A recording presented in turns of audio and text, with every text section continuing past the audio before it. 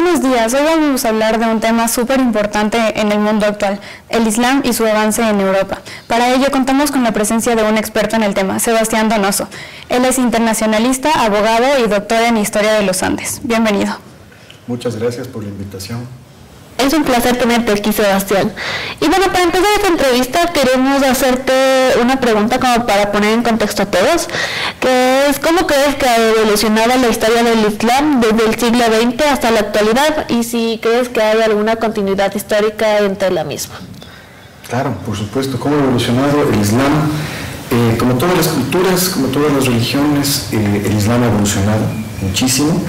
En primer lugar, habría que preguntarse cuál Islam, porque hay muchos Islams, ¿no es cierto?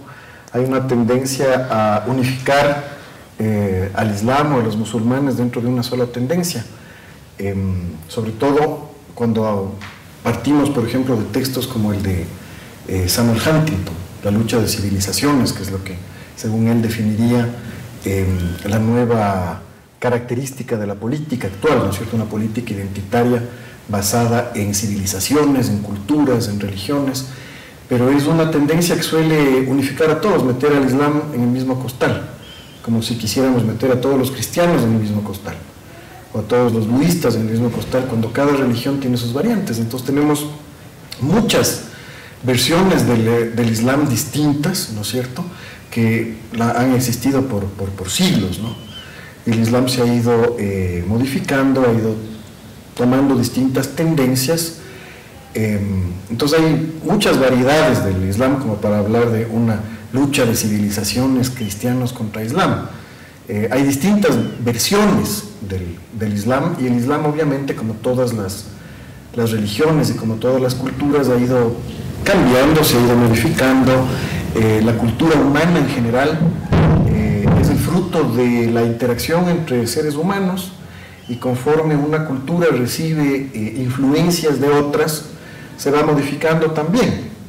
Entonces esta tendencia a ver una dicotomía binaria, blanco-negro, Islam-cristianismo, el Islam como una sola cosa y el Islam como necesariamente algo contrario, es un poco una visión maniquea. Entonces, para empezar, habría que romper, creo yo, ese concepto de la lucha de civilizaciones y pensar que dentro del Islam hay muchas culturas. Sí puede hablarse de una civilización, pero hay muchas culturas que siempre han estado en interacción entre sí y con el resto del mundo. Y desde principios del siglo XX, ¿qué podríamos ver? Un punto de quiebre muy importante es la Primera Guerra Mundial, ¿no? En la Primera Guerra Mundial teníamos la gran potencia que representaba el mundo islámico, que era el Imperio Otomano, el gran enfermo de Europa durante siglos, ¿no? Y el Imperio Otomano es uno de los tres grandes imperios que se cae. Se cae el Imperio Otomano, se cae el Imperio Austrohúngaro, bueno, cuatro: se cae el Imperio Alemán, se cae el Imperio Ruso, de los zares. Entonces, uno de los imperios que eclosiona es el Imperio Otomano, que da lugar a todos los países modernos del Medio Oriente, que surgen de la implosión del Imperio Otomano. Todos los países árabes del norte del África, todo eso era parte del Imperio Otomano. Algunos países europeos, por ejemplo la Bosnia-Herzegovina era islámica, hay muchos musulmanes en esa zona de los Balcanes, y surge la Turquía moderna, ¿no es cierto?, la Turquía de Ataturk, que es una Turquía musulmana, pero europeizada, modernizada. Entonces ahí tenemos una versión europeizada del Islam, si ustedes quieren, ¿no? Turquía busca modernizarse desde una visión eurocentrista, europeizándose, ¿no? Entonces surge lo que es la Turquía moderna, y en el Medio Oriente tenemos una gran cantidad de versiones distintas del Islam que surgen a lo largo del siglo XX, y no les podemos comparar, por ejemplo, con el país islámico más poblado del mundo, que es Indonesia. Los indonesios son musulmanes, pero es otra versión del Islam. Y dentro del Medio Oriente tenemos musulmanes sunitas, musulmanes chiitas, tenemos wahabitas, tenemos distintas versiones. En el norte del África también, y quizás la gran mayoría de los musulmanes sean más bien seculares, practicantes, pero no versiones demasiado conservadoras ni demasiado radicales del Islam. Creo yo que la tendencia de las religiones actualmente es a la secularización y a irse separando de los dogmas demasiado cerrados. Entonces creo que la mayoría de los musulmanes son gente más bien abierta, ¿no es cierto? Son gente más bien abierta, menos conservadora, si bien, claro, existen, por supuesto, musulmanes muy conservadores y regímenes islámicos muy conservadores en el mundo. Entonces, el Islam es un abanico de cosas. Claro, ¿consideras que con el fenómeno de la migración, que se ha vuelto como que mucho más reciente, se crea algo como una identidad musulmana europea? Yo creería que sí, yo creería que sí. Claro, el fenómeno de la migración es fruto de varias cosas. Obviamente, Europa, en su momento, ¿no es cierto?, en el siglo de la exploración, en el siglo de la expansión europea a partir del descubrimiento de América, Europa se metió en el mundo del Islam, ¿sí? Entonces, tendríamos que ver el fenómeno desde el principio. El Islam surge en el 622 con Mahoma, ¿no es cierto? Y surge del debate entre Mahoma y los grandes maestros de la ley judía y entre Mahoma y los cristianos, ¿no es cierto? Y de ese debate donde a Mahoma no le cuadran tanto las posturas cristianas como las posturas judías, surge su tercera opción, que es el Islam, que toma partes del judaísmo, toma partes del cristianismo y partes de las culturas autóctonas y de las religiones paganas que existían antes del Islam y que convivían con cristianos y con judíos.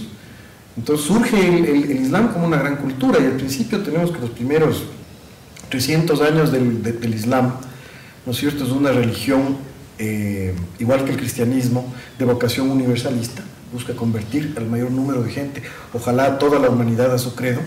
Entonces la expansión del Islam es enorme por todo el Medio Oriente, por el Asia, tenemos musulmanes en la China, tenemos musulmanes en la India, tenemos musulmanes hasta Indonesia, el país islámico más poblado del mundo en la actualidad. Tenemos en todo el Asia central musulmanes, los mongoles se convierten al islamismo, ¿no es cierto? Y tenemos grandes reyes como Tamerlán, que eran musulmanes, rey de Samarcanda, ahí en el Asia central, por Uzbekistán, por Turkmenistán, por ahí.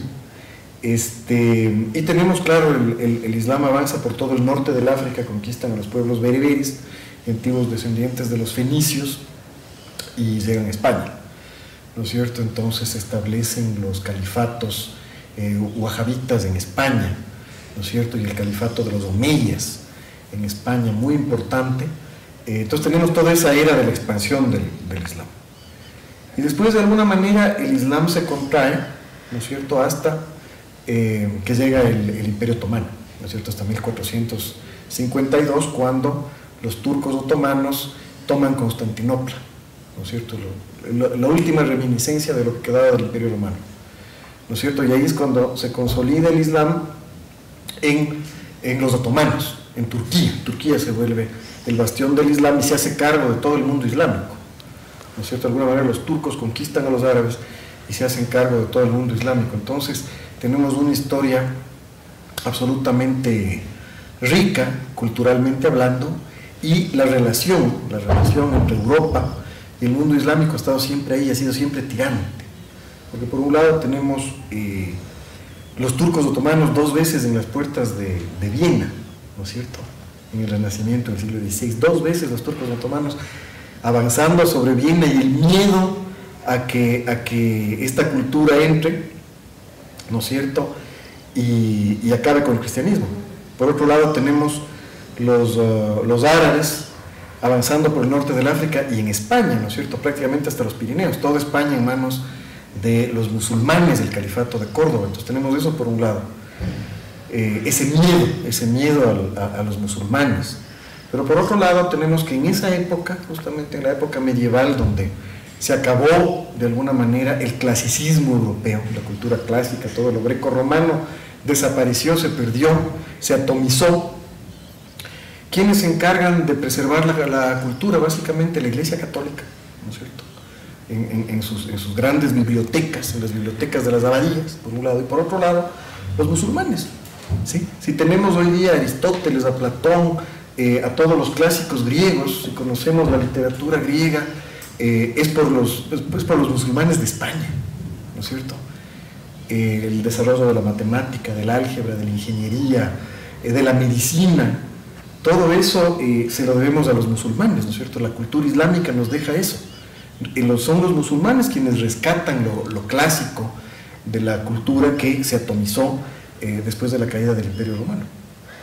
Claro, o sea, la historia es un poco compleja, ¿no? Pero, ¿qué dirías tú que es algo que nos ayuda a entender cuál es el rechazo hacia esta cultura, hacia los musulmanes? Porque todos sabemos que hay un rechazo impresionante frente a ellos. Impresionante y lamentable. Claro. Y creo que es de lado y lado, ¿no es cierto? No solo hay un rechazo hacia los musulmanes por parte de muchos occidentales, entre comillas, sino también mucho rechazo de los musulmanes hacia Occidente también. Falta diálogo intercultural. Tenemos que dejar de lado posiciones fanáticas, ¿no es cierto?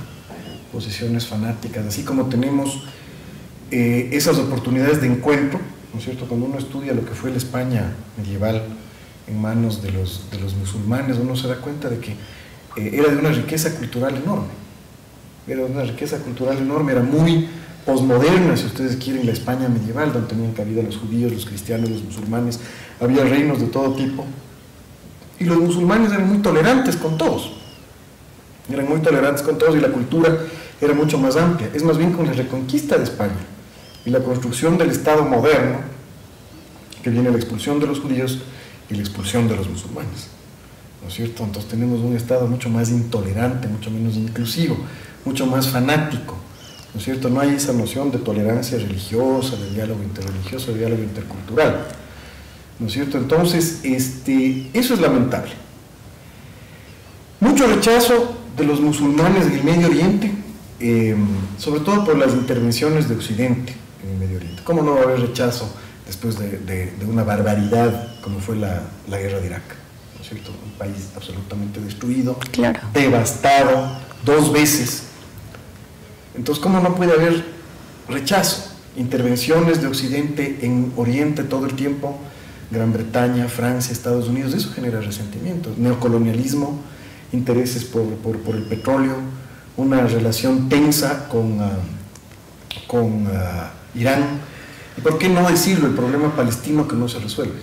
El problema palestino que no se resuelve, la guerra en Gaza, todo eso genera un montón de descontentos. El trasfondo del terrorismo, y ojo, no estoy justificando el terrorismo, no tiene ninguna justificación, pero cómo hacen los grupos terroristas como Al-Qaeda, como Daesh, como ISIS y todos esos grupos terroristas para reclutar gente dispuesta a inmolarse, ¿no es cierto? ¿Cómo? Ventilando ese tipo de conflictos geopolíticos, ¿no es cierto? Fanáticos, así es como encuentran. Entonces, un poco el diálogo intercultural, quizás menos intervención de Occidente en Oriente, dejarles a los musulmanes un poco que vivan su vida. ¿Por qué tenemos que tratar de convertirle a Irak en una democracia si ellos no creen en la democracia? ¿Por qué tenemos que tratar de volverles como nosotros, entre comillas, o a la imagen y semejanza de los Estados Unidos? Ese es un problema que tiene que resolverse, ¿no es cierto? De ahí, y obviamente las guerras civiles que han disparado la migración de musulmanes hacia Europa. Ahora, claro, los musulmanes en Europa poco a poco se van asimilando, y va surgiendo, como tú dices, una cultura musulmana europea, ¿sí? Las chicas musulmanas que nacen en Europa van a enfrentarse a una realidad cultural distinta a las chicas musulmanas que nacen en Arabia Saudita.